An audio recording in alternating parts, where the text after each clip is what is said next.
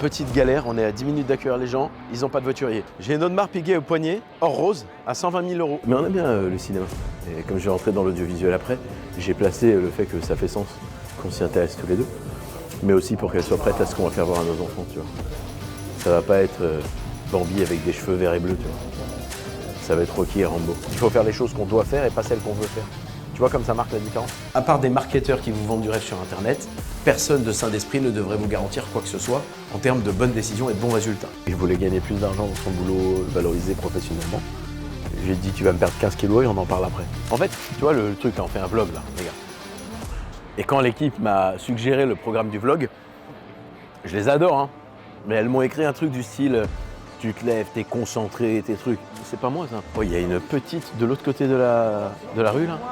Elle m'a l'air magnifique. Vous voulez que je vous montre comment on fait la séduction en direct? Allez, venez.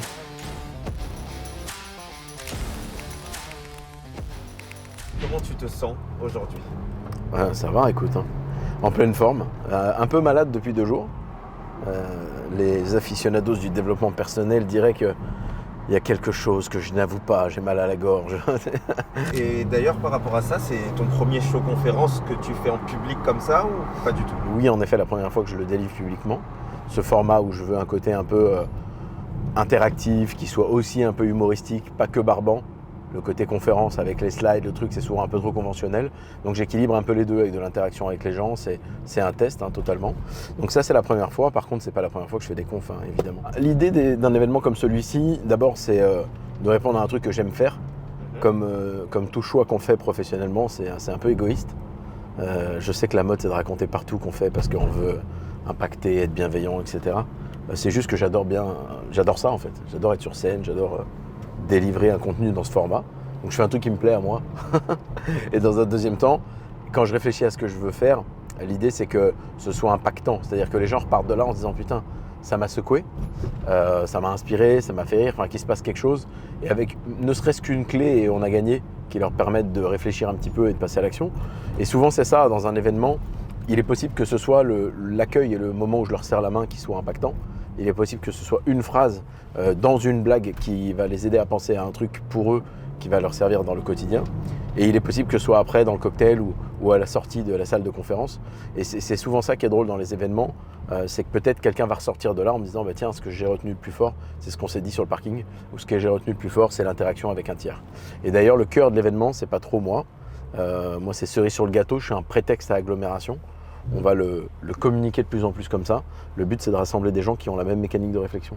Et comme je défends une approche contextuelle, nuancée, souple, proportionnelle, proratisée, techniquement, les gens qui viennent à nous, surtout que je fais des pubs de 7 minutes, hein, donc les gens qui viennent là, ils sont un peu ailleurs. Et au moins, on est certain qu'on les a préfiltrés correctement. Ils ont en commun la volonté de ne pas être binaire, manichéen, de ne pas être dans les étiquettes. Et l'argument principal, c'est que je crée des événements qui rassemblent. Et évidemment, j'interviens, mais c'est vraiment comme un plus, ça ne doit pas être le fondement. Donc on a mis un petit questionnaire pour demander aux gens pourquoi ils voulaient venir. Il y en a quand même qui ont mis juste pour voir Dampierre, mais il y en a qui ont aussi admis l'idée qu'ils étaient contents de pouvoir rentrer en interaction avec des gens qui peut-être seront leurs amis de demain, collaborateurs de demain, investisseurs, associés, compagnons, couples. On ne sait pas, on peut créer des belles histoires. Et je pense qu'on a besoin de ça dans une société qui ne se rassemble qu'autour des dogmes et des gourous. On a besoin d'une approche un peu différente.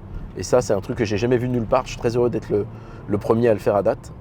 Si je regarde le top 50 à top 100 des gens qui font du développement personnel ou de la psychologie, j'ai quasiment jamais vu, voire jamais, des individus qui décident d'agglomérer autour d'une approche dans la façon de réfléchir et pas autour de leur personne physique comme s'ils étaient omniscients ou autour d'un dogme qui cherche à défendre une espèce de concept qui serait universaliste, tu vois. Les cryptos, l'IMO, la diète cétogène, le truc, sont tous dans des dogmes comme ça. Et même dans le côté psychologie, il y en a qui font de la PNL, d'autres de l'hypnose, d'autres du Kundalini, du truc que ce soit ésotérique ou pas, concret ou pas. Tu as souvent un label et les gens se rassemblent autour du label. Ou alors tu as un gourou, les gens se rassemblent autour du gourou. Voilà, je rassemble les gens autour d'une mécanique de réflexion objective. Je trouve ça plus stylé. On lui fait une petite accélération, Yanis. Oui, tu disais. Par passion, là on est sécure, tu vois, entre deux bordures, on peut faire les cons. Sinon, attention, take care, il faut être très attentif sur la route. Tu disais justement au tout début que tu le faisais par passion. Est-ce que tu trouves que c'est quelque chose d'important ça? Ouais, alors oui et non. Oui, parce que j'ai le luxe de pouvoir aligner ce que je veux être et ce que je veux faire. J'ai ce luxe-là, excuse-moi, on va enlever ça. Donc oui, pour te répondre, je trouve que c'est important, mais parce que j'ai le luxe de pouvoir le faire moi. J'ai le luxe à 38 ans de pouvoir choisir un axe où je fais ce que je dois faire, mais j'arrive à le combiner pour être ce que je veux être et avoir ce que je veux avoir, et j'arrive à le combiner à ce que je veux faire. Et ça, c'est important de le dissocier. Il y a des saisons de vie dans lesquelles on ne doit pas s'offrir ce luxe. Et la plupart des gens, c'est la phrase du conseiller d'orientation, ne se posent que la question de ce qu'ils veulent faire. Et dès qu'ils viennent à moi, c'est sujet numéro 1. Je veux. Qu'est-ce que je veux faire? Il faut que je sois aligné. T'as entendu ce mot tout le temps? Et pourtant, moi, je parle de cohérence. C'est conscience de tes valeurs, objectifs, priorités, besoins primaires et agir en fonction. Mais c'est pas pareil être cohérent et être dans ce truc de oui, mais j'aime pas ce que je fais. On n'en a rien à faire. Tout le monde a à un moment donné mangé son pain noir pour un objectif. Tu veux faire grandir un enfant, personne n'a envie de gérer les couches, tu vois. Gérer les couches d'un enfant, ça amuse personne. La perspective te plaît, mon amour? Non. On est d'accord, pas trop. C'est chiant, tu vois, ça sent pas bon, c'est pas très agréable, mais tu le fais parce que tu as un objectif. C'est tu veux que ton enfant grandisse sainement, qu'il aille bien, qu'il soit en forme, etc. Donc c'est exactement en fait ce qui me pousse à dire aux gens que dans une certaine saison de vie, il faut faire les choses qu'on doit faire et pas celles qu'on veut faire. Tu vois comme ça marque la différence? C'est assez important justement parce qu'il y a beaucoup de personnes justement comme tu le dis qui vont dire oui je vais suivre ma passion, je vais tout lâcher pour ça, mais c'est pas forcément le bon moment justement. Ouais, exactement. C'est qu'ils vont avoir ce truc de oui mais ça me plaît, oui mais ça me passionne, je suis animé, j'ai envie de. Ce qui est bien, hein. Je connais Confucius, trouver un travail que t'aimes et t'auras jamais à travailler une minute de ta vie. Je la connais cette histoire-là. Mais le gros problème de ce paramètre, c'est qu'on omet l'idée selon laquelle, parfois et même très souvent, c'est totalement dichotomique avec ce que tu devrais faire. Je m'explique. Il y a des gens qui se lancent par exemple dans une activité de freelance et d'indépendant, mais qui ne pensent pas au fait qu'ils n'auront plus de CDI. Donc la location d'un appartement t'oublie, parce qu'on va te demander des CDI, des mois de démonstration de stabilité bancaire, etc. Le levier du crédit t'oublie. Donc si tu veux investir en immobilier, gagner ta vie, c'est zappé. Ils oublient également que tu deviens plus vite millionnaire en étant investisseur, a fortiori dans l'IMO en France, qu'en étant entrepreneur. Donc il y a une espèce d'utopie qui se met en place qu'on a totalement oblitérée. Et puis au bout de 2-3 ans, on se dit merde, je me suis mis quoi là? En fait, je me suis mis une fausse liberté qui n'existe plus puisque tu es suspendu à ce que tu aies de plus en plus de clients. Tu es dépendant de tout le monde. Enfin, c'est un peu ce piège-là que je veux éviter aux gens. Donc oui, je trouve que c'est bien d'être passionné et animé quand tu peux, et c'est ton cas d'ailleurs, tu es passionné de vidéo, etc. Tu as totalement mis en phase tes passions avec une activité professionnelle rémunératrice. C'est génial quand tu arrives à faire ça. Mais il y a plein de cas et de situations ou de gens qui doivent faire certaines choses pour être ce qu'ils veulent être et avoir ce qu'ils veulent avoir et pas forcément en faisant ce qu'ils voudraient faire. C'est humain. Moi, j'adore l'ostéopathie. J'ai arrêté parce que ça ne me permettait pas d'être ce que je voulais être et avoir ce que je veux avoir. Ça répond, l'ostéopathie, à tous mes critères de contribution, d'impact, d'utilité. Tu soignes quelqu'un, il n'y a rien de plus noble. Sauf que 8 personnes par jour, limité à 40 mètres carrés de cabinet, pendant 40 ans de ta vie, il n'y a pas de levier. Donc ça ne me permet pas d'être libre, donc ça ne me permet pas d'avoir l'influence que je veux avoir, donc ça ne me permet pas d'avoir les capitaux dont je veux profiter. Et toutes ces limites font que j'ai décidé d'arrêter pour faire ce que je devais faire afin d'aller vers l'objectif qui était le mien. Tu vois la subtilité? Donc c'est une question de saison de vie, souvent d'âge, et quand tu peux te le permettre, c'est mieux. Je l'adopte totalement, mais ce n'est pas le point qui devrait être celui d'entrée de est-ce que je suis passionné. On va passer devant l'hôtel Aston qui nous accueille pour une salle de conférence que j'ai louée plusieurs fois à l'époque. J'ai fait un très bel événement, je lui ai montré hier, en 2017, donc il y a presque 10 ans. J'avais réuni 250 personnes là-dedans. C'était dans la sphère entrepreneuriale, donc c'était un peu différent. Mais j'avais fait venir quelqu'un des États-Unis pour une intervention qui était magnifique. C'est un psychologue de renom qui avait monté une entreprise de plusieurs dizaines de milliers de personnes. C'était assez sympa. Et on a un très bon souvenir. Donc c'est un bel endroit. La première, c'était ce que j'ai animé, c'était en décembre 2009. J'ai la vidéo d'ailleurs. Décembre 2009. Putain, qu'est-ce que c'était ridicule. Ça fait combien de conférences jusqu'à aujourd'hui? C'est 2 à 3 par semaine pendant 2009-2019. 2 à 3 par semaine.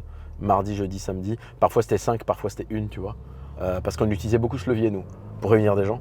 Donc on est sur, on va dire, si on est sur une moyenne basse, on va dire une dizaine par mois, où j'ai participé en animant, pas seulement assis dans une chaise. Donc ça fait quand même beaucoup, puisque dans une année, ça fait entre 100 et 120. Alors moi j'arrondis à 1 millier de confs, tu vois, parce que c'est plus humble. Mais en vérité, il y en a beaucoup plus, surtout que j'animais des événements en privé, moi. Petit paramètre de différence par rapport à quelqu'un qui n'est que conférencier en public. Ça m'arrivait très fréquemment d'être chez les gens, en immersion, et qui me présentent 5, 10, 15 personnes de leur entourage pour que je les aide à lancer leur activité, qui étaient mandataires et qui travaillaient avec moi quand ils étaient indépendants.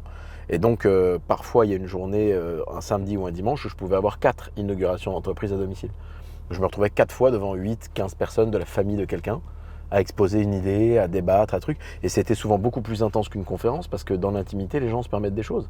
Se permettent de te parler, se permettent de te dire qu'ils ne sont pas d'accord avec toi, se permettent de te poser des questions. Et ça m'a donné beaucoup d'enseignements.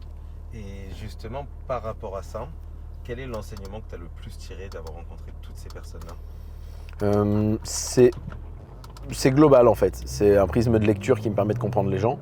Mais si j'étais spécifique et si on m'obligeait à l'être, je pense que c'est l'idée que tout est contextuel, qu'il n'y a vraiment pas de règle universelle, que ce qu'on croit par et pour nous-mêmes, c'est pas toujours adapté à tout le monde, que c'est une erreur de croire que notre façon de penser, elle devrait être un dogme que tout le monde devrait adouber. Tu vois, c'est toutes ces choses-là de la singularité. Ça m'a vraiment appris qu'il y a une pluralité dans le monde. Il y a des gens bien partout, il y a des gens qui ont une façon de voir les choses qui sont différentes des nôtres, et ça en fait pas des mauvaises personnes. Et ça m'a rendu plus tolérant. La deuxième chose, c'est que les gens sont très ignorants des bases de ce qu'ils sont ou de ce qu'ils devraient connaître pour faire les choses, et souvent sont dans une espèce d'utopie que je ne souligne pas et que j'ai tendance à critiquer un peu, en imaginant qu'ils arriveront à faire des trucs, mais en ne se rendant pas compte des clés de l'écosystème dans lequel ils sont, ou des barrières à l'entrée, ou des plafonds de verre. Une espèce d'utopie. Tu as des gens comme ça qui sont salariés puis qui rêvent d'une maison à 2 millions d'euros. C'est pas l'argent que tu vas gagner toute ta vie en étant au SMIC. Toute ta vie. Et j'ai pas dit ce qui va te rester. J'ai dit l'argent que tu vas gagner. C'est encore pire. Non, tu vois, parce qu'après, il y a les impôts, le coût de la vie, etc. Le fait d'avoir parlé à toutes ces personnes-là, c'est ce qui a développé ta capacité oratoire que tu as, ou c'est quelque chose que c'est un peu un don? Non, je dis souvent que j'ai aucun don à part celui qu'on a mis dans mon prénom. C'est l'introduction de la conf d'ailleurs. Mais non, c'est inéluctablement ce qui m'a développé. À force de faire un truc à répétition encore et encore, bah forcément tu grandis, tu évolues. J'ai parlé à tellement de monde que je l'ai développé. C'était pas forcément le cas, je m'exprimais bien, hein, mais c'était pas forcément le cas à l'époque. J'avais pas forcément ce truc-là, notamment cet aplomb. L'aplomb, il est venu parce que je l'ai fait beaucoup. Et en te confrontant à domicile, tu vois, ici, juste là, sur cette place, qui est Masséna à Nice, je me suis retrouvé dans le bureau d'un homme qui était un magistrat hors hiérarchie à l'époque. Donc c'est quelqu'un qui est sorti entre guillemets de la hiérarchie classique de sa carrière, et pour faire simple, pardon, c'est un président de cour de cassation, enfin tu vois, c'est des niveaux que tu as quand ça fait 40 piges que tu fais de la magistrature. Et je me rappelle, il avait une envie de débunker une activité que j'avais, et notamment un levier économique, et on a fait un débat d'1 heure ensemble. Ça te développe énormément d'aplomb d'être en face de quelqu'un comme ça, parce que tu n'as pas le choix. Donc évidemment, j'étais mieux armé qu'à mes débuts et moins armé que je ne le serais aujourd'hui, mais d'une manière générale, ça m'a appris à gérer les arguments, la façon de parler de cette personne-là, est-ce qu'elle était rationnelle ou pas. Et ça m'a beaucoup aidé de me rendre compte que tout cultivé qu'il était, tout statutairement évolué qu'il était, tout entreprenant qu'il était, tout ce que tu veux, bah, c'est quelqu'un qui malgré tout avait des biais cognitifs. C'est quelqu'un qui avait des préjugés. Tu vois, je parlais d'articles de loi, de trucs qu'il ne connaissait pas sur le code de la consommation. Et je lui disais, vous voyez, on est typiquement dans un cas dans lequel... Allez-y monsieur. On est typiquement dans... Ah d'accord, non, lui, il laisse pas passer. Les Suisses, ils ont décidé, on ne laisse pas passer les gens. On est typiquement dans un cas dans lequel on ne doit pas qualifier une personne parce qu'elle a holistiquement un style, parce qu'elle a une posture, parce qu'elle a une espèce de, tu vois, d'image de marque ou un diplôme. Ce qu'on doit faire, c'est la valider quand elle nous démontre qu'elle sait réfléchir. Et cette personne-là avait, comme beaucoup de gens, des préjugés. Elle était très douée dans le droit pénal, qui n'est pas du tout la même chose que le droit relatif au code de la consommation. Tu ne peux pas être omniscient. Ce n'est pas parce que tu es un magistrat depuis 40 ans et que tu as mis en prison la terre entière et que maintenant tu es président d'une cour de cassation et que tu gères du pénal depuis que tu es né, c'est pas pour ça que tu es bon en affaires, par exemple. Et que tu comprends les enjeux, les rouages, mère filiale, les trucs. Et c'est intéressant parce que lui se pensait apte à me donner des pistes de réponse. Et donc là, on a un point d'identification que j'ai vu avec le temps, c'est qu'on qualifie beaucoup le statut, nous, en France. Alors, dans le monde entier, mais en France, c'est vraiment un truc qu'on aime bien, l'étiquette, le statut, puis ça te donne un droit, espèce de droit global comme ça, à parler de tout. alors que finalement, tu peux être totalement illégitime dans un domaine pour lequel tu as, semble-t-il, une appétence. Donc voilà ce que j'ai appris. Singularité et le fait que nul n'est omniscient, moi le premier. Alors j'ai beaucoup de chance, Yanis. Oui. J'ai beaucoup de chance avec les places. Je me mets dans un parking fermé là si je trouve pas, mais j'ai énormément de chance avec les places de parking. Tu sais, tu as les gens qui disent les trucs là, tu sais, loi de l'attraction et tout, ils te disent il faut penser à la place, tu vas attirer la place. Je respecte tout le monde moi, mais je dis à ces gens qu'en fait c'est assez logique, tu es positif. Et forcément ça te rend plus patient. Et tu as quand même mis 20 minutes à la trouver. Mais comme tu te répètes toute la journée que tu es un mec qui attire des places et que tu es positif, ben en fait tu supportes mieux l'attente. Ça a duré 20 minutes quand même, mais toi tu penses que c'est le secret. Tu vois. C'est pas le secret, mon ami, ça s'appelle la patience. C'est un secret qui coûte beaucoup moins cher que d'acheter des formations hors de prix. On va être en retard, je vais les appeler pour leur dire. Pareil, les us et coutumes, tu vois, dans la capitainerie, tu sais, j'ai créé un quartier d'instruction, tu le sais, parce que tu as fait une vidéo avec moi, Yanis. Elle était géniale, j'ai que des bons retours. Hein. Ah bah, merci, ça fait plaisir. Que ça. Et je vais créer une vidéo, c'est la 14, donc elle arrive là, c'est la prochaine d'ailleurs, sur les us et coutumes. C'est important, tu vois, là j'ai un rendez-vous dans 2 minutes chez le barbeur, on n'y sera pas. Ça m'arrive jamais, mais là il y avait le tournage, le truc, ben voilà. J'appelle et je prends la responsabilité, j'appelle avant, je vais leur dire par correction qu'il n'est pas là en train d'attendre, même si c'est que 2 minutes finalement. Vous voyez, c'est des trucs que les gens n'ont plus. Maintenant on prend tout pour acquis, on s'en fout, et à force de mettre des petites couches de non-respect comme ça, où on se dit plus bonjour, on n'est plus poli, on dit plus merci, on dit plus au revoir, bah à force on devient une société complètement folle, extrêmement individualiste, voire insupportable. Donc j'en parle aussi parce que je pense que c'est important de développer ce côté-là d'une éducation qui nous manque peut-être un peu. Et en plus, là, j'y vais, je suis allé il y a 10 jours déjà. Donc en fait, il va juste...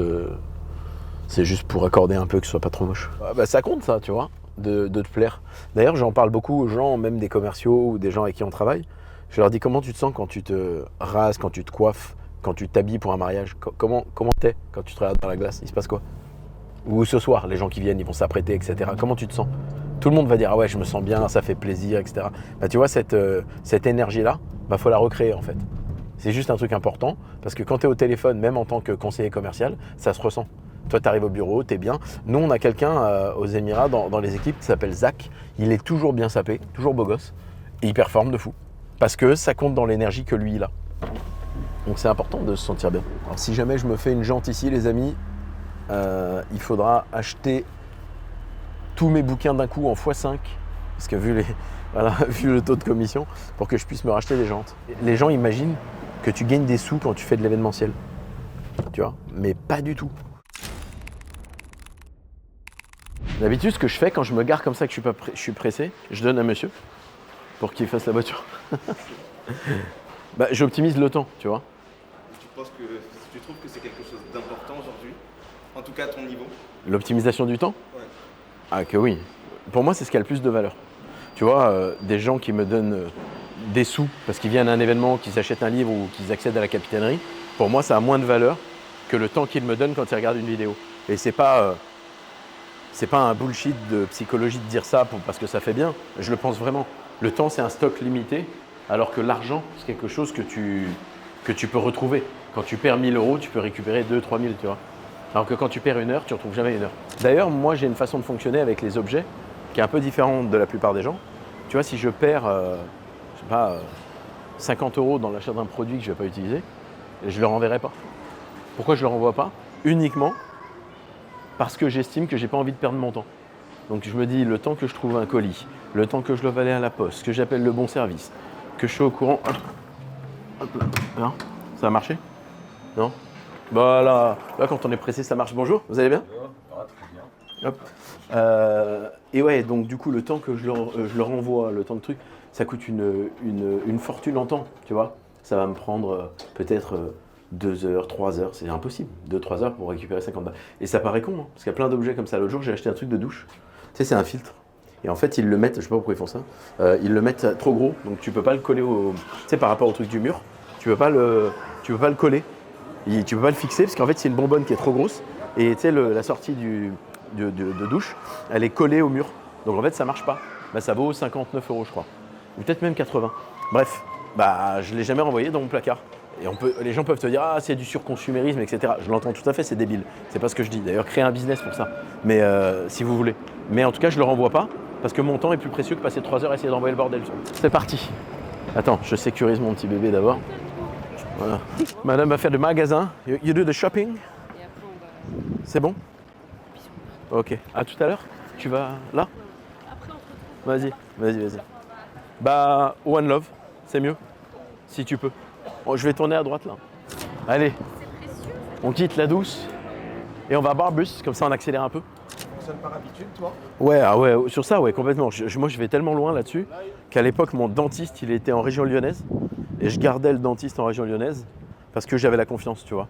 Le barbeur, c'était une personne chez lui qui me faisait la barbe, qui est plus là maintenant, et je suis fidèle là-bas depuis des années. Et je fais même pas quand je voyage aux Émirats ou ailleurs parce qu'ils savent pas faire. Et pour les gens d'ailleurs qui connaissent ça parce qu'ils ont une barbe, putain, qu'est-ce que c'est chiant de trouver des gens qui savent faire le travail. J'imagine même pas quand t'es une femme pour les cheveux. La peur panique à chaque fois que ça doit être pour elle. Mesdames, je vous comprends. Regarde ça c'est Nice mon ami. Nizza la Bella. Non, on est bien ici. Et du coup, c'est une volonté de ta part de faire le premier show conférence dans ta ville? Enfin, dans ta ville. Ouais, vraiment c'est une volonté pragmatique quoi. C'est qu'il y a forcément statistiquement plus de monde. Alors en fait c'est vrai et faux ça. Parce qu'on a réalisé qu'il y avait v'là de monde pour Paris en fait. Et on aurait eu plus de monde à Paris quand même. Parce que tous les gens qui étaient à 1 à 2 heures, c'est facile pour eux de se rendre dans la capitale, donc ils seraient venus. Mais oui, c'est vraiment de la facilité. On est là, on est d'ici, on connaît tout le monde. Ouais, c'est intimiste. Là, je voulais pas quelque chose de trop gros. Si on avait mis une tarification toute basse, on aurait peut-être eu 200 personnes, tu vois. Mais moi, comme l'argument, c'est de connecter les gens entre eux, bah, d'abord, je veux qu'ils soient assez intimistes pour pouvoir le faire. Donc, je ferai jamais des trop gros événements comme ça, parce que sinon, on va perdre l'essence. J'aimerais qu'ils puissent se parler, connecter. Donc, on leur a créé une petite fiche où, en fait, ils mettent leurs photos s'ils le veulent, les infos, nom, prénom, ce qu'ils font dans la vie, ce qu'ils veulent, de quoi ils ont besoin. Et en fonction de ça, ils déroulent. Et ils se retrouvent en fait en face des autres profils, ils savent qui vient et ils peuvent échanger avec eux avant et puis après. Donc ça c'est pas mal, ça permet de préparer l'event. Tu vois qu'il y a un type qui est architecte et toi tu veux refaire ta maison, peut-être que tu dis tiens je vais le reconnaître de vue, je vais aller le voir, tu vois. Et ton événement c'est pas seulement que tu t'es bien marré parce que Dompé il était là, ton événement c'est que tu as pu rencontrer un archi de qualité et encore une fois préfiltré statistiquement, c'est pas garanti, mais statistiquement par une volonté d'avoir une mécanique de réflexion pas trop binaire. Et donc, ça veut dire que c'est quelqu'un qui se remet en question. Ça veut dire que c'est ça que ça suspend. Hein, ça sous-tend l'idée que la personne, peut-être qu'elle est professionnellement plus enclin à faire les choses correctement que quelqu'un qui prend tout pour acquis, tu vois. Donc, c'est la raison pour laquelle je suis content de faire ça. Parce que moi, mon frérot, ma journée de fou. Ça va? Ça va? Tu vas bien? Désolé. Hein. Ouais. J'ai appelé avant parce que j'aime pas faire ça, mais bon, on fait un refresh. Hein. Bonjour. Bonjour. Installe-toi. Ouais, merci, t'es de machine. Voilà. On est pas bien là? Yeah. Can I ball for a minute? Ride on. I got this, let it roll like a night storm. Forever winning, don't you ever get in my way. Cause otherwise I'ma rise up in your face. Teamwork, head first. Tu me diras quand t'as commencé, mais sinon ça a l'air. Ça part bien dans le rigole. Non, c'est bien, non? Ah ouais, c'est un petit coup de fil, hein. De le boss. I follow you, merci d'ailleurs.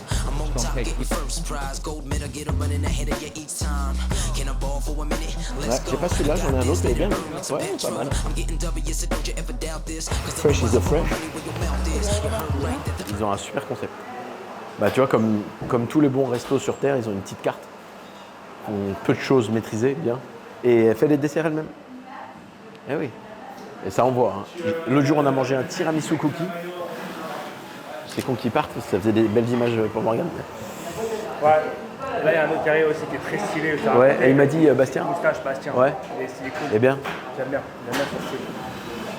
Ah, c'est cool. C'est un mec, il a vraiment la passion barbeur, tu vois. Ça lui Mais plaît. comme Morgane. Morgane, il a ça depuis tout le temps. Ah oui, ça le passionne Et là, vraiment. il veut arrêter. Je pense qu'il arrive au bout de ce qu'il pouvait faire. Ouais. Quand tu fais toujours la même chose à la Oui, fin, t'as envie de bouger. oui, t'as envie de changer. C'est normal, je peux comprendre. Hein. Ça, je peux comprendre. Comme nous, hein. Mais tu vois, oui. T'as envie de nouveau, t'as envie Oui. après, nous, on vit de nos passions, on fait ce qu'on aime. C'est ça. C'est ça qui change aussi. Ouais. Tu vois, on en parlait juste avant de la passion. Il y a des saisons de vie où il faut faire ce qu'il faut, et il y en a où on peut aligner avec la passion, et c'est encore mieux. Mais c'est un luxe qu'on n'a pas toujours dans le chemin de vie, tu vois. Même toi, tu l'as eu en seconde. Où tu arrives à te recréer justement ce truc-là, tu vois, cette flamme, si tu l'as plus et que tu n'arrives pas à la recréer, c'est-à-dire quand on devient une obligation, Ouais, c'est pas bon. il faut changer. Il Ouais. n'y a pas de temps pour le faire. T'as tout à fait raison. Et ben voilà, on va pouvoir appeler madame. Oh, il y a une petite de l'autre côté de la rue là. Elle m'a l'air magnifique. Vous voulez que je vous montre comment on fait la séduction en direct? Allez, venez. Dompé, coach en séduction. Excusez-moi. Vous êtes magnifique, je peux vous offrir un cocktail de jus de fruits. Ça va mon amour? Ça va et toi? Je t'ai pris un cookie. Merci. On est bon. T'as vu? Elle le fait elle-même. On a une marque de compléments alimentaires, on en a même 2. On pourrait la jouer, tu vois, comme ils font tous là. Je vois ça, c'est affolant. Ils font les vidéos, ils se lèvent à 4h du matin. Tu sais, la routine. En fait, tu vois le truc là, on fait un vlog là, les gars.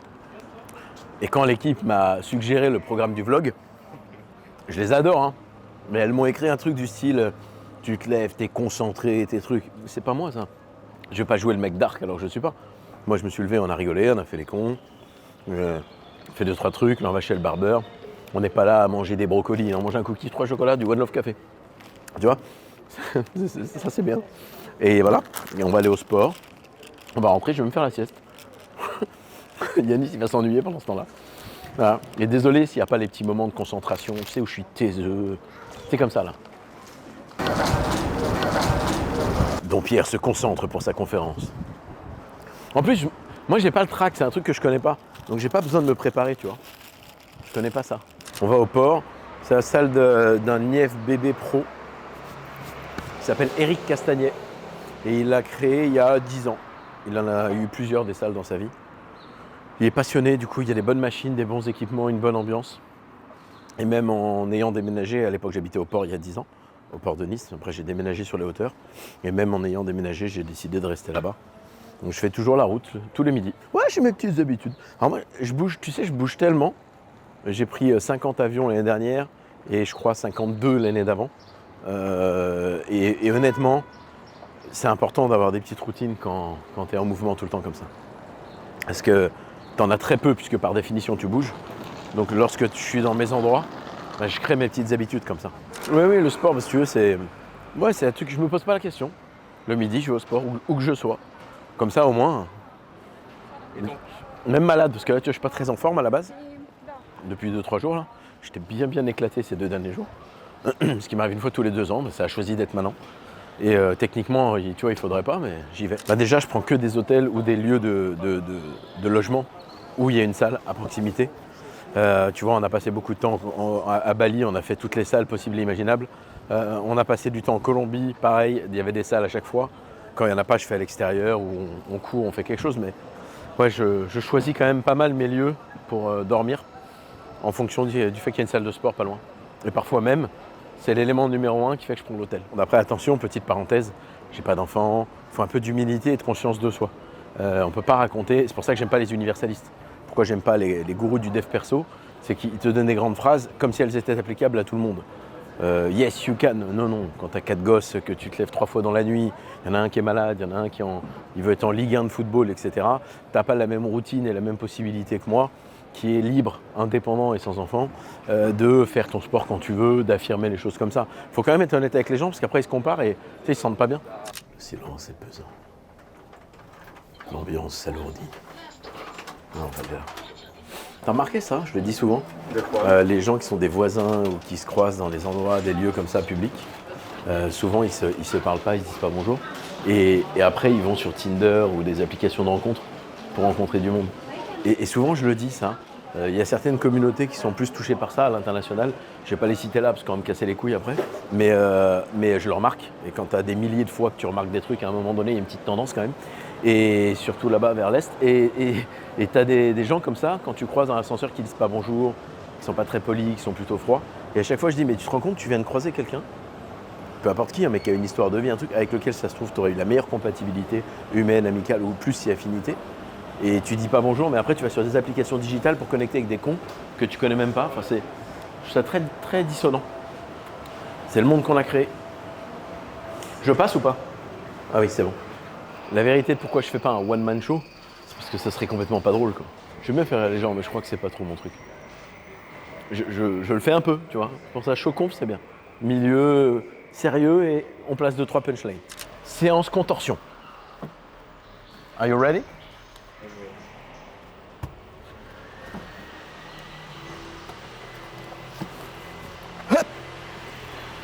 là.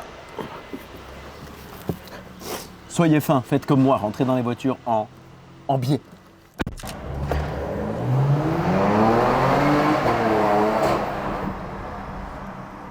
Toujours sécure, vous voyez, dans les endroits où il n'y a personne. Et là, comme il y a potentiellement du monde, on s'arrête. On peut faire le con, mais il faut le faire bien. Il y a trop d'avantages en termes d'énergie pour moi à m'entraîner, ça me fait trop de bien. C'est très important, donc ça compte beaucoup dans mon équilibre. Bah, elle le sait, hein, si je ne m'entraîne pas, 2-3 jours, ça peut m'agacer un peu. Ça peut me tendre. D'ailleurs, là, on a pas mal voyagé, à chaque fois on s'est entraîné. On a fait Maurice, on avait la salle de sport, c'était pratique. La Réunion, on s'est entraîné dans plusieurs salles. Donc c'est toujours un truc qui est là. Donc vraiment pas de repos. D'ailleurs, n'importe qui se dit en état dépressif ou autre, pour moi ça doit être obligatoire de le mettre en mouvement et de le mettre en activité sportive. Parce que, in fine, ça augmente ta confiance en toi, c'est inéluctable. D'ailleurs, tu me poses une question très intéressante, je suis tellement en train d'observer avec les années que ça me donne raison, que je suis à 2 doigts de forcer quiconque me demande de l'accompagner à se sortir un six-pack ou à se muscler avant de faire quoi que ce soit d'autre. Parce qu'en fait, je réalise que c'est le fondement, souvent inavoué, de beaucoup d'individus. Ils se lèvent le matin, ils se plaisent pas dans la glace, il n'y a rien qui peut aller quand tu es comme ça. Tu peux pas te sentir bien quand tu te lèves le matin, déjà tu te plais pas, tu es là, t'es énervé, tu sais pas pourquoi. Et moi je sais pourquoi t'es pas bien dans ton corps. Regarde, certaines femmes en période, par exemple, prémenstruelle ou menstruelle, c'est pas facile. Hormonalement, etc. Mais ce qui est lié, c'est qu'il y a des douleurs, elles se sentent ballonnées, elles sont là, et d'un seul coup elles se plaisent plus, puis ma coiffure elle est nulle, et puis truc. C'est une réalité en fait, et ça bousille toute ta journée. Alors, c'est aussi vrai pour un homme d'ailleurs, et même, j'ai envie de dire, plus du point de vue de sa confiance en lui, parce que si jamais il se sent pas bien quand il se regarde dans une glace, c'est très difficile pour lui d'avoir l'aplomb derrière, d'une posture stable, d'être attractif quand il veut négocier quelque chose avec son employeur, d'être un bon vendeur s'il est commercial ou qu'il développe son business, tu vois, c'est des choses qui sont vraiment essentielles pour moi. Donc je le replace de plus en plus au cœur. D'ailleurs, on parlait de ça, mais tu sais, Adrien, le frère de Tommy. Oui. Adrien, il en a témoigné l'autre jour quand j'ai lancé la capitainerie. Quand il m'a demandé de l'accompagner, je lui ai dit, il voulait gagner plus d'argent dans son boulot, valorisé professionnellement. J'ai dit, tu vas me perdre 15 kilos et on en parle après. Alors, au début, il était un peu étonné. Il m'a dit, mais bon Pierre, je te demande de m'aider à gagner des sous, tu me dis de perdre du poids. Bah oui, tu vas voir ce qui va se passer. Et alors, ça pourrait être un cas d'école. On va pas le YouTuber parce que c'est une occurrence et je peux pas faire d'une occurrence une règle. Ce serait malhonnête intellectuellement de faire ça. Mais je peux quand même storyteller le fait qu'il a fait x2,5 sur son boulot. Il a eu 2 offres en cours de route. Il a eu une première et une deuxième où il a fini directeur d'agence, avec voiture de fonction, etc. x2,5. C'est hyper rare. En France, quand tu fais plus de 20%, déjà, elle est belle, en salarié. x2,5, c'est un truc qui n'arrive pas normalement. Donc, je ne peux pas raconter que c'est grâce à moi, / à ce qu'on a fait, mais ça montre quand même quelque chose d'intéressant. Il est en couple avec une fille qu'il avait rencontrée quand il avait 18 ans, ils se sont retrouvés, etc. Sa vie, elle est géniale. Le type, il s'est totalement transformé, mais on a commencé par l'étape 1. L'étape que peut-être il n'avait pas avouée, celle qu'il ne voyait pas, lui permettant d'avoir confiance en lui. Et d'un seul coup, qu'est-ce qui se passe ? Plus souriant, plus sympathique, plus attractif. Les gens se disent, tiens, peut-être qu'on peut faire quelque chose avec lui. Et boum, on commence à t'offrir des opportunités. Et c'est souvent extrêmement lié. J'aime pas manger au bord de la route, moi. Putain, les gars, mettez en commentaire, là, vous aimez, vous, ça ? À Paris, ils adorent, ils mangent au bord de la route. Et même là, ça a beau être au bord de l'eau, je sais pas, il y a les voitures et tout. T'aimes bien, toi ? Non. I knew it. Ça veut dire, je le savais en français. Toujours parler un peu anglais, ça fait... Ça fait, tu vois, t'as capté ou pas ? Oui, t'as capté. Ouh là là. Oui, il y a du monde. Oh, quel plaisir, ça m'avait manqué, moi. Alors, ça serait plus rapide sur la voie rapide, hein, mais j'aime beaucoup trop être ici pour ne pas m'offrir le luxe de cette belle vue, qui fait quand même beaucoup de bien. Ah oui, parce que tout à l'heure, dans la voiture, quand on se garait, on parlait de ça, du prix des événements. Mais oui, les gens ne se rendent pas compte, parce que vraiment, c'est un mythe de l'événementiel, que ça rapporte. Et j'en parlais avec, j'ai des potes qui font des gros événements de temps en temps, et même eux c'est pareil, c'est des gouffres souvent. Nous, l'événement annuel qui est fait nous pour Green Bull, le bif, c'est un événement qui coûte une fortune. Parce qu'en fait, il y a la location de la salle, c'est une chose. Il y a tous les à côté, le catering, donc le fait que les gens mangent, Donc le traiteur, les boissons, les goodies, les collaborateurs salariés, boum en avion, tout le monde qui part à Versailles, qui truc. Faut les loger. Et en fait, tu t'y retrouves jamais. Alors quand tu es une entreprise et que tu as des choses à vendre, tu t'y retrouves parce que tu vends, tu vois. Mais si jamais tu n'as pas un produit à vendre, en réalité, l'événement en lui-même, il est tout sauf rentable. Tu as dû mobiliser combien de personnes pour organiser tout ça? On est presque à une dizaine de personnes impliquées. Donc en effet, tu as log de la salle, catering, avec des minima en plus. Donc tu n'es pas rentable quand tu es moins de 100. Sauf si tu mets les places hors de prix, mais bon, déjà 149 €, tu vois, c'est un peu cher. Là, on a fait un premium. J'ai eu une réflexion d'ailleurs il y a toujours ça sur Facebook. C'est quelqu'un qui ne me connaît pas aussi. Sur le prix, 69, on a mis la place. Mais c'est le prix que tu vas payer pour un humoriste classique. J'ai pris les mêmes tarifs que Matt Rife, pour tout te dire. C'est un humoriste américain que je regarde un peu en ce moment. Et je savais pas quoi mettre. Et j'ai vu une vidéo de lui, j'ai cliqué sur sa billetterie et j'ai dit à l'équipe, on met ça. Totalement aléatoire. Mais je veux aussi filtrer un peu. Et c'est dur, c'est une question de priorité, tu vois. Quelqu'un qui a fait la remarque là-dessus, je lui ai dit, bon, t'as une télé sûrement plus grande que la mienne. T'as des Nike, un iPhone. L'histoire du prix, c'est toujours pareil. C'est la valeur que tu veux bien lui donner. Mais parce que ces gens sont persuadés qu'on prend de l'argent aux gens, on en gagne plein, tu vois. Là aujourd'hui, je te dis, on est sur un montant X entrée, on est à x2 du coup sur l'événement. Et bien sûr, par contre, on n'est pas bête, on fait des affaires. Il y a des gens qui découvriront la capitainerie ce soir, qui vont vouloir intégrer l'écosystème, ma salle est là. Tu vois. Ils vont vouloir intégrer la capitainerie. Peut-être que ces gens vont vouloir que je les accompagne en tête-à-tête, etc. Tu vois. Quand je fais un événement comme ça, si une entreprise me dit qu'elle a envie de travailler avec moi, ça va coûter 20 000 € hors taxe à l'entreprise pour 2 mois. Tu vois. Donc encore une fois, là on sera rentable. Donc on n'est pas bête, on n'est pas une église. C'est juste que c'est pas l'événementiel en tant que tel qui t'apporte de l'argent quand tu es entrepreneur, très rarement. L'événementiel te permet d'être ce qu'on appelle un haut de funnel de conversion, parce que quand on entreprend, on a un funnel, c'est comme un entonnoir, et en haut, c'est là où on découvre, ou au milieu, c'est là où on commence à développer un peu de confiance. Souvent, on découvre sur YouTube, sur Instagram, sur TikTok, etc. Puis ensuite, en haut du milieu du funnel, on va dire, tu as des événements comme celui-ci qui permettent aux gens de s'attacher un peu plus, de comprendre ton sérieux, et peut-être d'aller à l'étape d'après, qui est celle de s'inscrire sur un outil gratuit. Donc moi, dans la capitainerie, c'est l'embarcadère. Pour avoir mes confessions après 100 000 rencontres en vidéo et se dire tiens, si ça me plaît, peut-être que l'étape suivante, je vais prendre un call avec un conseiller et in fine, peut-être acheter la capitainerie, accéder pour 1 an, etc. Tu vois, il y a quand même une logique entrepreneuriale et il ne faut pas l'éluder, même si, il faut que ce soit clair dans la tête des gens, c'est épuisant et débile financièrement versus ne pas le faire. Il n'y a aucune obligation à faire ça. On fait de l'événementiel uniquement parce que ça nous éclate. C'est pour ça que je disais que c'est égoïste. Mais ce n'est pas fondamental. Je peux payer une pub et me faire voir de 2 millions de personnes pour même pas 2000 balles. L'événement va coûter beaucoup plus que ça, tu vois. Donc il faut aussi éduquer les gens là-dessus parce qu'après, ils ont une vision qui n'est pas la bonne de comment ça fonctionne. C'est la salle qu'on a la mieux notée dans le monde entier. On a fait balayer US, Canada et tout. Et c'est à elle qu'on a mis la meilleure note. Parce que Eric, c'est un vrai passionné. Alors qu'on en a vu. Dedans, il y a Binous, il y a Gold Gym et tout. Même au Canada, les Pure Gym et tout. On a mis la meilleure note ici. Pour le Delta, parce qu'on faisait des notes en 5 étapes. Tu vois. Donc vous pouvez retrouver ça sur la chaîne qu'on a avec Chris. T'as remarqué quand même qu'il a mis Fitness Factory aux couleurs de Yam. Tac. Voilà. Et on n'a pas travaillé ça, elle est là tout le temps. J'ai mis madame au travail, on va passer de notre côté.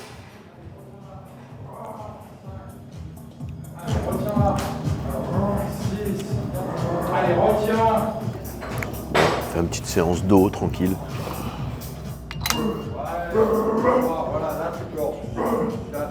Ça grogne. Retiens. Il y a un ours.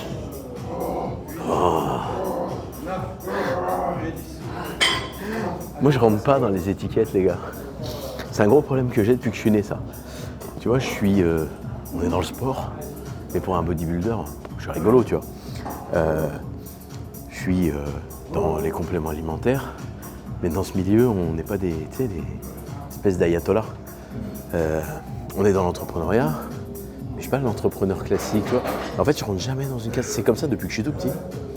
Je prends certains des aspects d'un écosystème, mais jamais la caricature. C'est un vrai problème pour moi, que j'ai transformé en force, parce que c'est devenu mon identité. Mais à la base, c'était un problème. parce que les étiquettes permettent aussi quand même de se rassurer, de s'identifier. Et quand on parle de conscience de soi, on a parfois besoin quand même de mettre une petite clarté sur ce qu'on est. Et c'est vrai que plus jeune, c'était difficile pour moi parce que, tu vois, t'es toujours un petit peu l'étranger d'un écosystème. Ce qui est assez fou. Là-bas, ça crie. On va mettre un peu de poids.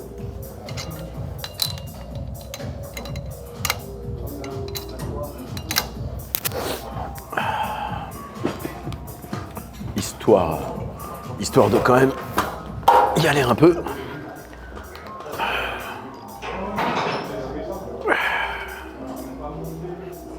Il faut que je le fasse bien parce que Christophe va regarder. L'exécution, sortir l'épaule,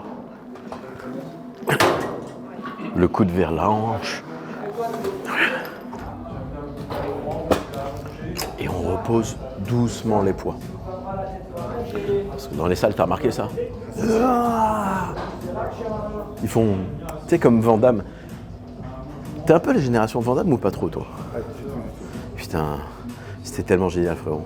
Van Damme, quand il mettait les coups de pied, il faisait des arrêts sur image et ça faisait du... Ça, il faut que tu vois. Si t'as jamais vu Kickboxer, Bloodsport, oh non.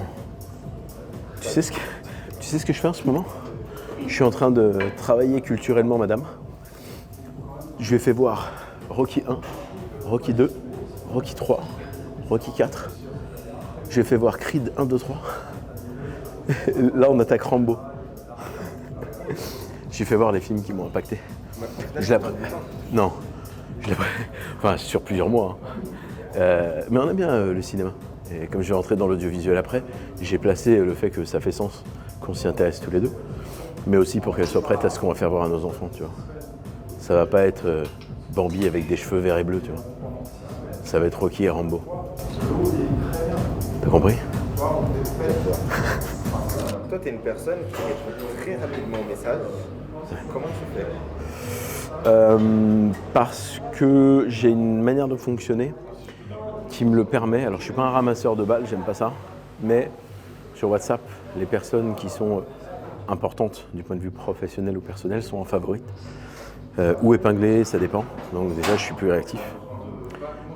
Sur les réseaux sociaux, c'est plus dur parce que j'ai pas de notification. Donc je n'y vais que quand je le décide. Mais je les consulte sur base régulière. Instagram, mon numéro 1. Instagram, au moins 2 fois par heure. Ça va être un réflexe à chaque moment de pause ou intermédiaire.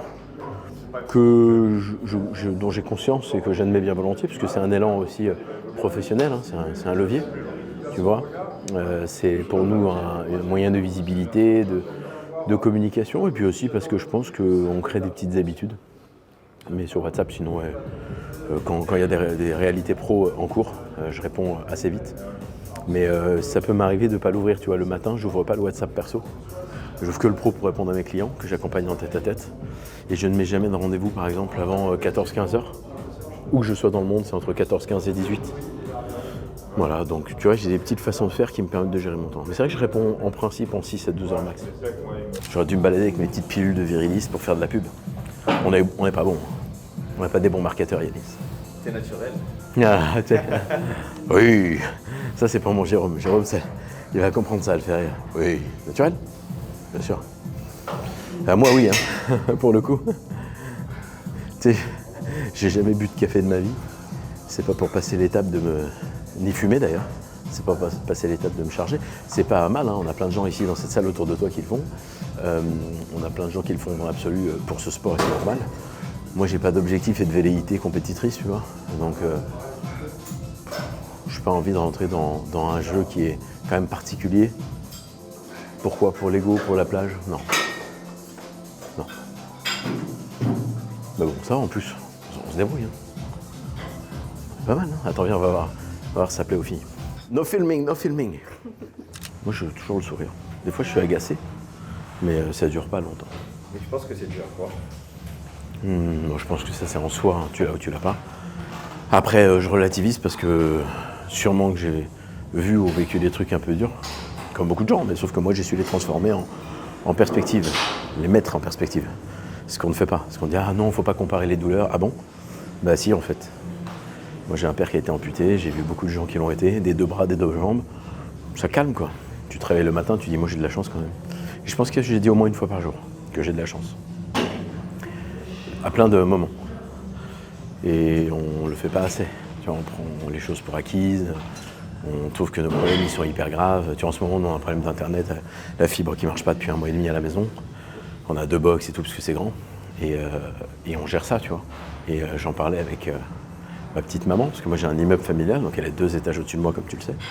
Et je lui disais, on a la chance de pouvoir gérer ça. On a la chance d'avoir une grande maison qui fait qu'on nécessite d'avoir, du coup, comme il y a les apparts et tout décalés, 2 box. Donc finalement c'est positif, tu vois. C'est comme un problème d'avion. Hein. Pour rentrer pendant la guerre de la Réunion, les billets coûtaient 5 ou 6 000 euros. Les gens sont là à se poser des questions beaucoup plus existentielles que ça, et quand tu peux te les poser, c'est quand même un luxe. Et il ne faut pas se prendre pour ce qu'on n'est pas. Donc je pense que c'est parce que je mets les choses en perspective. Du coup, je savoure. Ce qui fait que je suis tout le temps content. Par contre, je peux t'agacer, moi. Je suis pas un mec grincheux, mais je peux t'agacer. Tu vois. Si les gens me connaissent bien, ils savent comment me unlock. Et s'ils ne me connaissent pas, ils appuient sur le bouton, après c'est pire. Après toi. On met sport.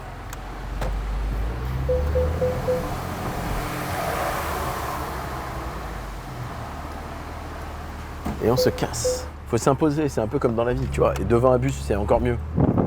Et quand on fait quelque chose, on le fait vite, efficace. Il y a plein de symboles dans ce qui vient de se passer, tu vois. Rapidité, vélocité, efficacité, prise d'initiative. Quel symbole, sortir d'une station essence pour sortir des punchlines comme ça. Moi je dis que ça fait un bon réel, ça. Tu vois notre ami qui est là, et qui est dans la rue à ce feu rouge tout le temps. Toi qui es dans le digital, tu sais que s'il allouait son temps, le nombre d'heures qu'il passe ici, à faire quoi que ce soit de création de contenu autour d'un sujet, d'une passion, n'importe quoi qu'il aime, même si c'était la passion des petits coquillages, tu vois, il serait capable de le monétiser, sûrement à plus grande échelle que ce qu'il fait maintenant. Et c'est fou parce qu'il y a eu un lâcher-prise de toute une génération. Ce gars, il est jeune, tu vois. Et ils n'ont peut-être pas pris conscience du shift et d'à quel point il y avait une possibilité pour eux de faire quelque chose de pas forcément ultra rentable et extraordinaire, mais tu sais, pour donner une valeur à leur temps, s'ils n'ont pas envie d'être dans le système classique, de travailler pour quelqu'un, etc. Et il lâche prise comme ça, puis il est là à son feu rouge, t'imagines, peut-être 8-10 heures dans la journée. Mais 8-10 heures dans la journée, mais imagine ce que tu peux faire une seconde. Si tu te mets à interagir avec une communauté, à parler à des gens sur une thématique qui te plaît, créer des contenus. Aujourd'hui, l'outil digital que représente ça, là, ça te permet de faire beaucoup de choses. Et le pire, c'est qu'il est même un peu talentueux parce qu'il est drôle, tu vois, il te fait rire. Ou alors t'en as parfois, tu sais, qui jonglent et tout. Mais je me dis vraiment que c'est dommage qu'ils aient lâché prise de ce point de vue-là. Après, c'est un choix de vie et on argumentera volontiers que en fait, ils veulent être là. Mais en réalité, je trouve que c'est une sous-exploitation très importante de ce qu'ils pourraient faire.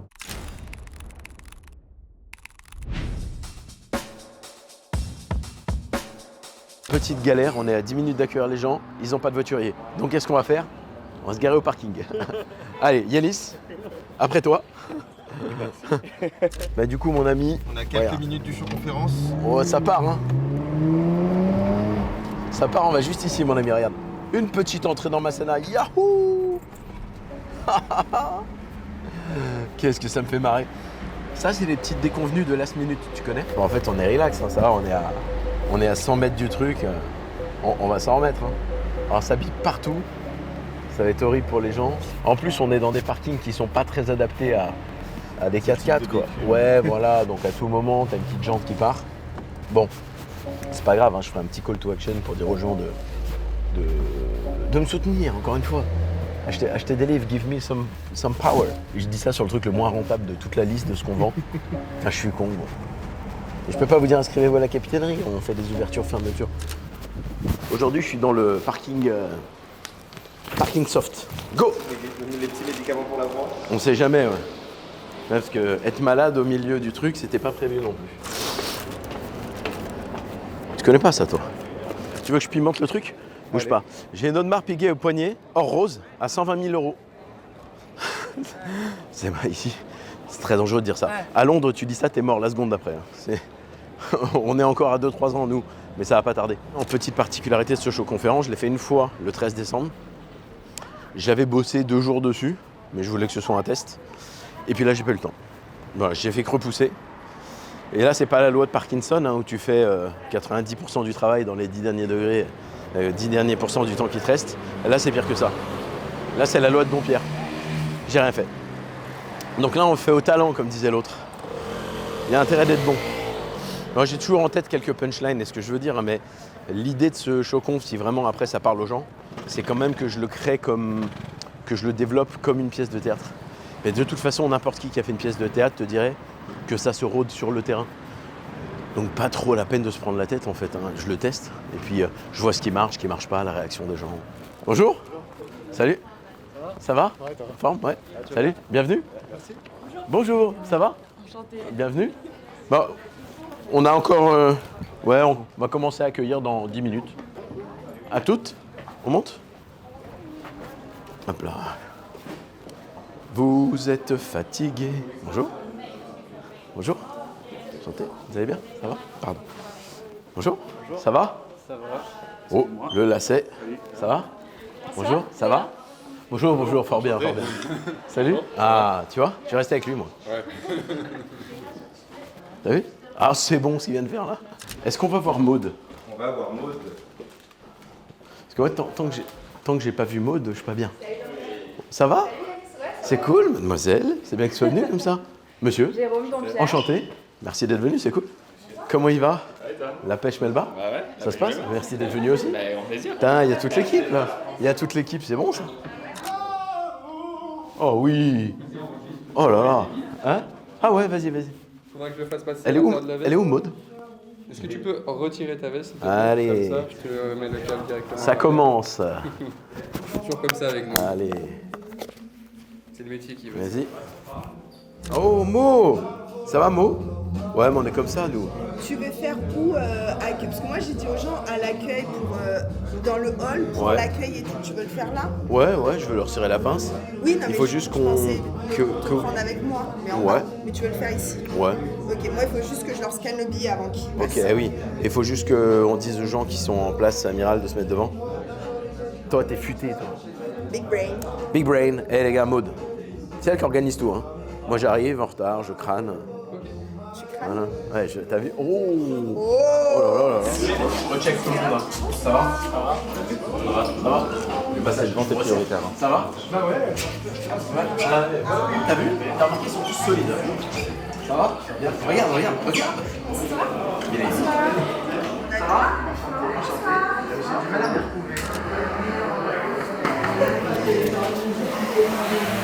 Mo. OKTP Bob. Bon, ce soir, on va parler de conscience de soi, de conscience du réel, de confiance en soi, d'action. Ça paraît con, mais c'est un point commun de toutes les problématiques de nos générations. Et croyez-moi, j'en sais quelque chose, j'ai dû travailler là-dessus. C'est un chemin que j'ai vécu avant d'essayer de vous en parler. Parce que là, vous me voyez grand, beau, cheveux soyeux. C'est le résultat aujourd'hui, mais ça n'a pas toujours été comme ça. Toi, tu rigoles pour les cheveux, c'est pas sympa. Je croyais qu'on était amis, Adrien. Ça fait beaucoup de peine. En lui-même, il a explosé de rire. Bon, trêve de plaisanterie. Quand les gens me posent des questions, je vois ce qui se passe. Ce qui sous-tend la question, c'est la volonté d'avoir une garantie de prendre la bonne décision et une garantie d'avoir des bons résultats. Posez-vous la question de la problématique que vous avez en ce moment. Là, vous en avez tous une. Je sais pas, moi, perdre du poids, être en couple, avoir plus confiance en vous, prendre une décision professionnelle. Quel que soit votre problème, quand vous posez la question à quelqu'un que vous estimez sachant, on va y venir, attention à qui c'est le sachant ou pas. Mais peu importe. Quand vous lui posez une question, vous la posez en filigrane avec un truc au fond qui est « je veux avoir la garantie de prendre la bonne décision, je veux être rassuré et je veux être sûr de prendre la bonne décision pour avoir des bons résultats ». Sauf que c'est structurellement une utopie. À part des marketeurs qui vous vendent du rêve sur Internet, personne de sain d'esprit ne devrait vous garantir quoi que ce soit en termes de bonnes décisions et de bons résultats. Ce qu'il faut chercher, c'est la cohérence de vos décisions afin de prendre la bonne direction. C'est pas la même chose. Bon, on va faire un travail tous les deux. Je vais te faire 2-3 petits calculs rapides. Et après, je vais te demander un truc. Tu réponds hyper vite. T'es prêt? Allez. Ok. 7 plus 7. 14, Moins 2. 12, Plus 10. 22, Plus 15. 37, Ok. Moins 5. 30. 2. Ok. 32. T'inquiète, on y est. Divisé par 2. 32 divisé par 2, Ouais. 16. Ok, parfait. Maintenant, tu vas me donner un outil et une couleur tout de suite. Un marteau et du rouge. Ok, impeccable.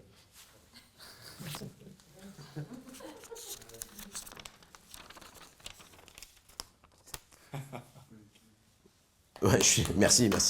Merci beaucoup. Il y a écrit marteau rouge pour ceux qui se demandent, parce qu'au fond, ils se disent pourquoi ils applaudissent. Je suis très heureux d'avoir pu partager ce petit show conférence avec vous, ces interactions. Il y a des personnes ici, alors qui ont l'occasion d'être avec nous dans un cocktail après. On l'a fait pour vous réunir, parce que votre volonté, c'est de vous connecter. Donc pendant les 2 prochaines heures, vous allez pouvoir le faire physiquement et prendre des contacts, et c'est vraiment important. Et pour nos autres amis, le temps que celles et ceux qui ont les places Amiral montent, moi, je vais rester avec tous ceux qui ont les places normales. Comme ça, on passe un petit moment ensemble avant que vous partiez, si ça vous va. Et puis, je vais vous remercier pour votre temps, votre confiance, votre présence ici. C'était un crash test du show conférence qu'on fera peut-être dans un format évolutif, peut-être un peu partout en France, on verra. On va créer de l'interaction, on va le scinder. Là, c'est une manière pour nous de le tester et j'apprécie vraiment avoir pu le faire avec vous. J'espère que vous avez apprécié ce temps à mes côtés. Merci les amis.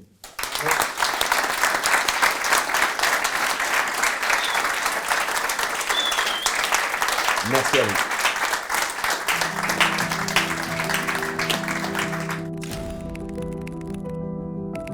On va s'insérer.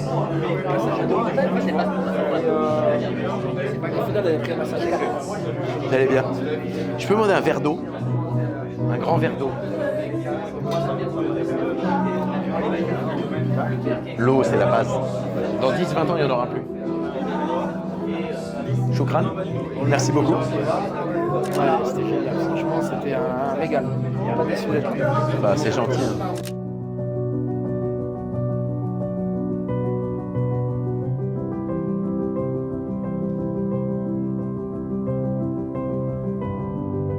En tout cas, moi j'ai apprécié le moment. J'espère que c'est le cas pour les gens aussi. On a eu des beaux échanges et puis je vois à travers les témoignages des gens qui sont ici qu'a priori ils ont apprécié. C'est ce que j'aime faire. D'ailleurs, je pense qu'à l'occasion, on fera des lives ou des événements de 5-6 heures. Pas pour juste être dans la course autant, juste parce que je pense qu'on peut aider plus de monde. Et c'est quelque chose que j'ai en moi. J'ai pas besoin de m'arrêter, de prendre de pause quand je fais ça. Ça m'anime. Je suis auto-alimenté. Bon, Pierre, il incarne ce qu'il proclame. Ça fait plaisir. C'est pas du bullshit comme d'autres personnes, donc ça c'est vraiment cool. J'ai très apprécié les échanges qu'on a pu avoir. Il a pu m'interroger sur certains points, donc ça c'était assez cool. Et ce que j'ai bien aimé, c'était les effets de transposition sur ce qu'ils pouvaient vivre et ce qu'on pouvait avoir en commun et ressentir. Et on a quand même toujours ce côté, tu sais, très humain en fait. Je m'attendais pas autant ce qui a été délivré. Il y a un charisme, il y a quelque chose qui se dégage, c'était vraiment très intéressant. Il est... on l'écoute quoi, voilà. On sent qu'il est vrai, on sent que voilà, c'est du vécu et vraiment très intéressant, très instructif. Les moments où il se confronte au cas des gens du public, moi, je trouve que c'est très intéressant parce que là c'est du réel. Pour le coup, c'est vraiment des expériences vécues qui prouvent qu'il est très vrai dans ce qu'il fait, en fait, dans ce qu'il enseigne, puisqu'il l'applique avec des gens dans des cadres concrets de la vie, et donc je trouve que c'est très intéressant. C'est ce qui le rend vraiment impactant en fait, c'est qu'il connaît nos problématiques, il connaît nos vies, et il en connaît beaucoup, et donc du coup, naturellement, il est très impactant pour ça.